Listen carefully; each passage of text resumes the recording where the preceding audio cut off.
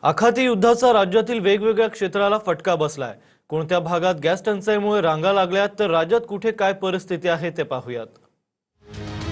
मुंबईमधील बेकरी व्यवसायावर युद्धजन्य परिस्थितीचा मोठा परिणाम पाहायला मिळतोय।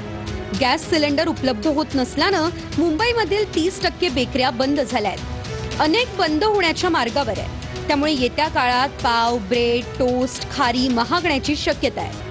इराण-इस्रायल युद्धामुळे कच्च्या तेलाच्या किमतींमध्ये वाढ झाली आहे। त्याचा फटका थेट जळगावच्या प्लास्टिक उद्योगाला बसलाय।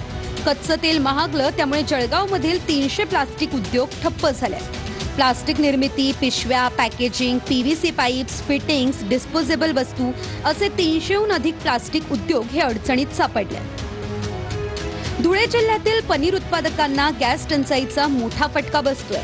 व्यावसायिक गॅस मिळत नाही, त्यामुळे पनीर बनवणं शक्य होत नसल्यानं पनीर उत्पादक व्यावसायिकांवर संकट येऊन ठेपलंय।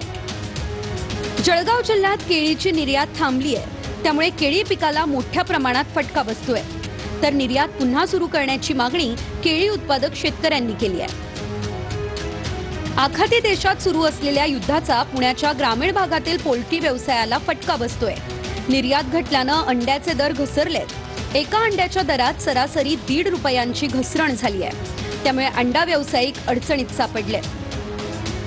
अकोला जिल्ह्यातल्या बाळापूरमध्ये भारत गॅस एजन्सी बाहेर पहाटेपासून नागरिकांच्या रांगा पाहायला मिळत आहेत। सिद्धिविनायक गॅस एजन्सी बाहेर मोठी गर्दी दिसते आहे। रत्नागिरीतील मच्छीमारांना युद्ध परिस्थितीचा फटका बसतोय। युद्ध स्थितीमुळे सवलतीच्या डिझेल दरात पुन्हा एकदा वाढ झाली आहे। सवलतीच्या दरातील डिझेल आता 117 रुपयांवर पोहोचले। इंधन महागलं त्यामुळे मासेमारी कशी सुरू ठेवायची हा प्रश्न मच्छीमारांसमोर उभा ठाकलाय। आखाती युद्धाचा फटका नंदुरबार जिल्ह्यातील नागरिकांनाही बसतोय।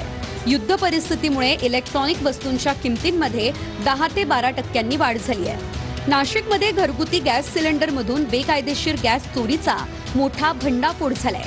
भद्रकालीतील बाजार परिसरात पोलिसांनी छापा टाकून 4 जणांना अटक केली आहे, तर एक आरोपी फरार झालाय।